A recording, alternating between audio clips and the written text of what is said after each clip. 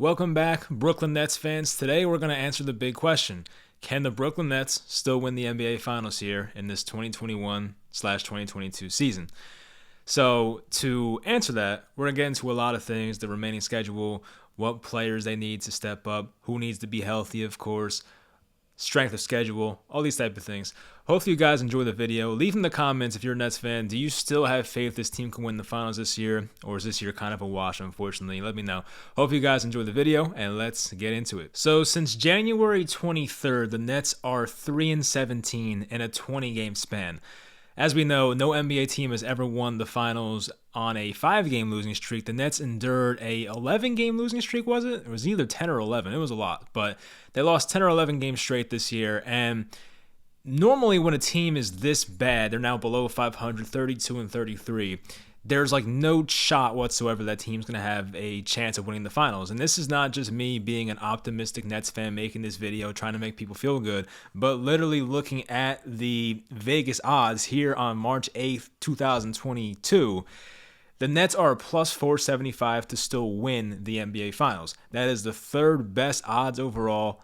Best odds in the East. So they're behind the Warriors and the Suns. They still have the third best odds overall to win the finals, more than any other team in the East, more than the Sixers, more than the Bulls, more than the Bucks right now, Heat. I mean, it's crazy. Like, you don't see this. This is a very weird scenario where you have a team this deep into a season with 17 games left, below 500, yet is still number one in their conference based on the odds to win the NBA Finals. We may never see another scenario like this, but the Nets season is not one you see very often. Having the big three, like, go back before the season started, we were supposed to have the big three of Harden, Durant, Kyrie, hopefully play a full season together, and we thought Kyrie was going to get vaccinated. Never happened. The Nets tell him stay home. He comes back eventually part-time, plays the road games, the ones he's eligible to play in.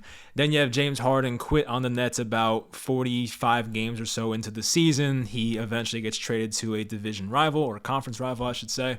Same thing. Kevin Durant goes down mid-January. The Nets season spirals out of control. Like, you could not predict this stuff to happen, but it has, and this is the hand we were dealt, and this is just how it is. But it's just weird to find yourself in the scenario how the Nets are still number one in the East in terms of like making it to the finals and winning the championship. It's just not something you see every day. So there are 17 games left. So going forward now, 17 games left. I believe the Nets need to win at least 11 of those minimum to really put themselves in a good spot. Because there are some Nets fans I've heard say they're pretty much out on the season, but if the Nets can finish out this 17-game stretch going like 12-5 or even 13-4 or something like that, they might buy back in, or they will buy back in. But right now, the Nets have been so inconsistent. They have lost either 3 or 4 straight games, or like 1-4 out the break. They had that one great win against the Bucks at Milwaukee, but outside of that, they have not won a game since the All-Star break. So that's the bad news. But if they can, I think I predicted them to go 12-5 the last 17 games. I'm trying to think what I said on Twitter the other day, but I'm pretty sure I said 12-5. And looking at the strength of schedule right now, the Nets do have the 5th easiest schedule remaining from here on out in the NBA, which is the good news. We just had a couple of tough matchups. You know, we played the Bucks. We did beat them, of course. Played the Heat. They were without some of their guys, but we did lose that game. And then just played Boston at Boston on Sunday, 1 o'clock. That was a tough loss, by the way. I did not react to that, but that was a tough one. I did not expect to win that game, but we were up. I'm trying to think. We were up by like 7 or 8 points in the third quarter, late third quarter, and lost the game. So that sucked. But anyway, Jason Tatum, that was just a historical performance by him, and the Nets coaching has to be better in situations like that. We'll get to that later. Anyway, so going forward, what are the tough games remaining? There's one against the Heat, one against Memphis, one against the Sixers. That's 2 games from now. That's going to be at Philadelphia. That's a fun game. Home versus the Jazz. There is a game at home versus the Bucks, a game at home versus the Mavericks. That's on a back-to-back, so that sucks. But the easy matchups going forward, you have the Rockets at home, you have the Magic, you have the Pistons, you have the Pacers, you have the Trailblazers, which is a game I'm going to actually, and then 2 games against the Knicks. So you're looking at those games, it's like you have to win those games, and if they can get some of these tougher matchups, if they can win at home versus the Heat, win at home versus Memphis, win on the road against the Sixers on Thursday. That'd be great. But I do believe a lot of the Nets season, the next 17 games, just rides on that vaccine mandate. Like, I'm not expecting Ben Simmons to come back next game. It's not going to happen versus Sixers, of course, but I'm not expecting Ben Simmons back in the next couple games at least. I'm not expecting him to come back and save the season. But the most important thing for the Nets, and it's out of their control, which sucks, is the Kyrie Irving mandate stuff. Because if Kyrie Irving can play home games, you're looking at some of those home matchups versus those easier teams. They have home games versus the Knicks. They have home games versus Portland. Home game versus Charlotte, Detroit, Indiana. They can get those games if Kyrie Irving's playing. If it's just Kevin Durant solo, it's going to be a lot harder, of course. So you want to have Kyrie Irving for those home games, and it's out of the Nets' control. It's a really crappy situation. I mean, it's simple. Just go get vaccinated. I get it, but he's not going to do it, so it's not even worth talking about. Kyrie is strong with that stance, and he's not going to do it, so it is what it is. But we're hoping that things will change, because as of yesterday, you don't have to show proof of vaccination to go into public places in New York, but for some odd reason, Kyrie Irving, who's an entertainer, performer, still can't entertain or perform at the Barclays Center when the Nets have home games, which is a very odd rule because, as we know, Kyrie Irving can literally enter the Barclays Center as a fan, sit courtside, and he'll be allowed to attend the game, but when it comes to playing in the game, he can't do it, which is it's a weird thing. It's not even about health anymore. I really do think they're making an example out of Kyrie, which is just kind of bullcrap, honestly, but that's just how it is right now. And I'm hoping that with logic and just, rethinking this over, they will change it before our next home game, which I think is the 13th, if I remember correctly. But there is still 5 days. Hopefully something changes. Now, do the Nets have what it takes on their roster to win a championship? And we'll go down some of the important things a championship team needs. So we'll start with leadership. They have Kevin Durant, Patty Mills, Goran Dragic, who, yes, is new here, but even Blake Griffin. I think Blake Griffin's very well liked in the locker room. I know he doesn't have like a consistent role on this team. He has been, playing less and less as games go on recently. Nick Claxton's been taking those minutes. Now Aldridge is out the next couple of games, so maybe he plays tonight and Thursday. We'll see about that. But Blake Griffin's overall a pretty good leader for this team. But, Kevin Durant, of course, is going to lead by example. He's just a guy who players are going to gravitate towards because of how good he is, but he's also a good teammate in general. We know Patty Mills is that type of guy who hypes people up, and Goran Dragic, same thing, veteran leadership. So they have the leadership, in my opinion. The playmakers, Kevin Durant, Kyrie Irving, Ben Simmons, somewhat Goran Dragic. So, you have 3-4 guys that are playmakers for this team, guys that can create their own shot. Not exactly Ben Simmons in that regard, but you want to talk about creating your own shot. I mean, you still have guys like Cam Thomas off the bench, who I saw is available tonight, thank God. He had a back injury on Sunday. It looked bad, but he's back already, so that's good news. But you have guys that can create their own shot on this team, which is always going to help. You have your shooters. You have Seth Curry, Patty Mills. It's pretty thin after that, but, that's not including Kevin Durant, Kyrie Irving. We know they can shoot the hell out of the ball, but just your pure shooters, Seth Curry, Patty Mills. I wish Joe Harris was there. Unfortunately, that's not the case this year, but we still have a couple of guys that are great catch-and-shoot guys from beyond the arc. Your wing defenders, Ben Simmons, Bruce Brown, Nick Claxton, question mark. I put the question mark because his role has never been solidified here, plus he always gets hurt, so Nick Claxton right now has a role. He'll be playing tonight against Charlotte, but, going forward, I have no idea what Nick Claxton's going to be. Interior defenders. Now, this is where they are pretty thin, I must say. After Andre Drummond, you're left with some question marks. Blake Griffin, Nick Claxton, and LaMarcus Aldridge, which I don't even really consider him a interior presence at this point in his career. But, Andre Drummond, you're putting a lot on his plate, I must say. It's going to be tough with the interior defense. We see how much the loss of Brook Lopez has hurt that Bucks interior defense. Losing a big guy like that can really hurt. But if Andre Drummond can stay healthy and stay out of foul trouble in the playoffs, hopefully we get there, or the rest of the season, I should say, because pretty much the rest of the Nets season is a playoff game. Let's be honest. They have to win these games. So the rest of the way, we're hoping Andre Drummond can be more consistent and, stay out of foul trouble. That's the big thing.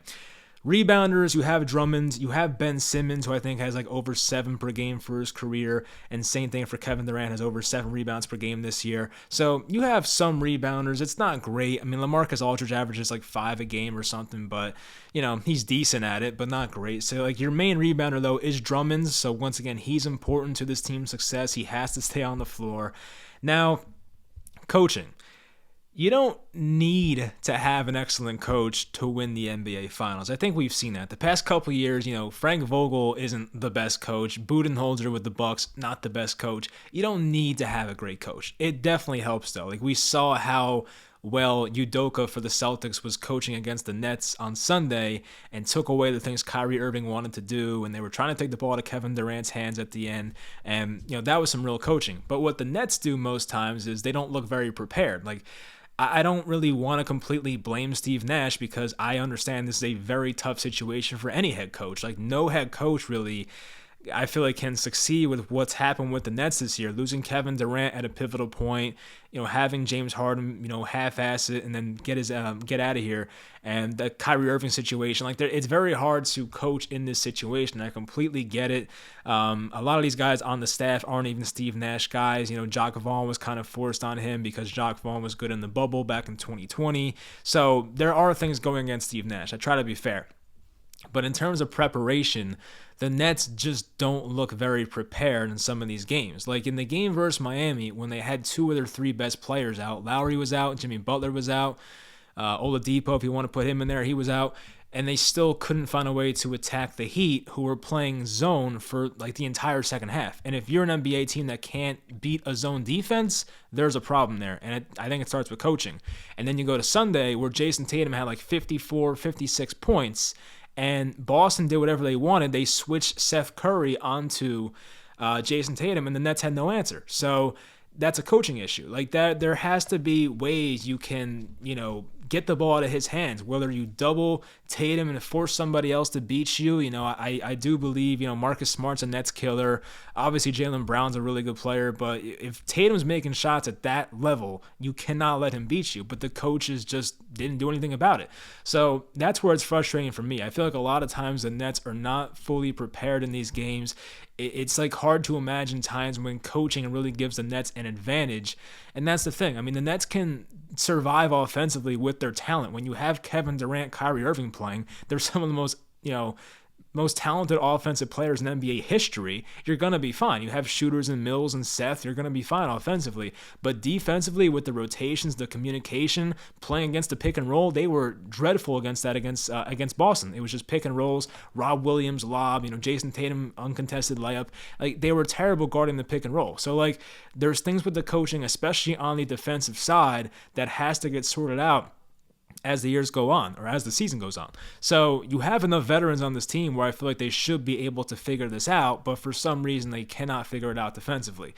But it has to change soon. I must say, they have to get it going. Tonight has to start the winning streak. They have to start winning games tonight. If they lose versus Charlotte tonight, I am going to be very concerned, because I think right now, looking at the standings, they are in fact trailing the Hornets. I mean, they are tied record-wise. I guess they have the tiebreaker right now, but the Nets have to win this game. I hate to call 17 games left, you're still in the playoffs, a must-win game, but this is a team you're tied with in the standings in the play-in tournament. You have to beat them. You have to gain on these teams. You cannot afford to lose to Charlotte tonight. The Nets are right now on a 4-game losing streak. They've lost 4 out of 5 coming out the break, or maybe 5 out of 6 at this point. Whatever it's been, because they lost that first one versus Boston, so 5 out of 6. You cannot afford to lose this game. So the game starts in like an hour. We'll see what happens there. I'm sure by the time you guys watch this video, the game will be over. I feel good about tonight. I think the Nets should win this game. Hopefully Andre Drummond has a big game in this one, because they have a tough time guarding bigs in Charlotte, so we'll see. But we do have Kyrie, do have KD playing tonight. Obviously no Ben Simmons, but it seems like he's getting closer. But we'll find out exactly when he makes that return. And once again, the biggest part is having Kyrie Irving full-time. Once Kyrie Irving, if he's ever full-time, that's going to change the Nets season right there. So that has to happen. It's out of everyone's control, basically. Maybe not Eric Adams, but pretty much every Nets fan's control, of course. So we'll see what happens with that going forward. It's frustrating that we have to rely on that to kind of save our season in a way, but the winning has to start tonight. I'm trying to think the next time I'll talk to you guys, so definitely not after tonight, because we're doing a video now. Maybe after Thursday, because that's going to be a big game versus the Sixers, of course, so maybe, but definitely, if not, probably Sunday after the Knicks game. So 3 games will take place before the next time I talk to you guys, maybe 2. I really want to beat Philly, of course, but it has to start with tonight. You can't think ahead. You got to beat Charlotte, handle your business, go to Philly, try and get that win, of course, and hopefully take care of the Knicks at home on Sunday. So I'm expecting to win 2 out of the next 3. If they win 3 out of 3, it wouldn't shock me. I do think they can beat Philly, which might sound stupid, but I do think that for some reason. But I'm expecting to win the next 2 out of 3. That kind of has to happen, in my opinion. So if they don't do that, that's not good, but they have to find a way to at least win the next 2 out of 3. So anyway, in conclusion, to answer the question to this video, can the Nets still win the finals this year? I say yes, and the betting odds pretty much say yes. I say yes, but things have to go right. We've gone over this. Kyrie has to be full-time. Kevin Durant must stay healthy the rest of the season. The coaching has to be better. The defense has to be better. Like, they have to start winning games now. There has to be things in place that happen for the Nets to win the finals. But if you tell me right now the Nets are going to have their big 3 healthy in the playoffs, I think they can beat anybody. I really do. I don't know about the Western Conference teams, the Suns and the Warriors. That concerns me. But you're talking about the Eastern Conference. I think the Nets, with that big 3, with Ben Simmons included, playing healthy, they can beat anybody. I do truly believe that. They are such a talented team. It's just other factors, injuries, and mandates that make this impossible to work out. So if things work out for the Nets and guys do return full time and guys do get healthy, then I can see a scenario where they finish out the year at what I said, 12-5, get the 7 seed, win that first, home playing game, just get it over with, win the first one, get in the playoffs, play Philly, play Miami, hopefully beat them in 7, and take it from there. Like, I do think the Nets can beat any Eastern Conference team in a 7-game series, assuming the big 3 is healthy. So that's where I stand. Is it maybe overly optimistic? Maybe. But that's what Vegas is saying too. The Nets have the best odds in the Eastern Conference. So it's not just me, being some like crazy biased Nets fan who like is looking at this with the rose-colored glasses on. No, like they actually have a chance based on their talent to beat anybody in a 7-game series. So anyway, that'll do it for the video podcast. Hopefully you guys enjoyed. Let's win the next 2 out of 3. Well, 3 out of 3, of course, but hopefully 2 out of 3. And I'll talk to you guys next time.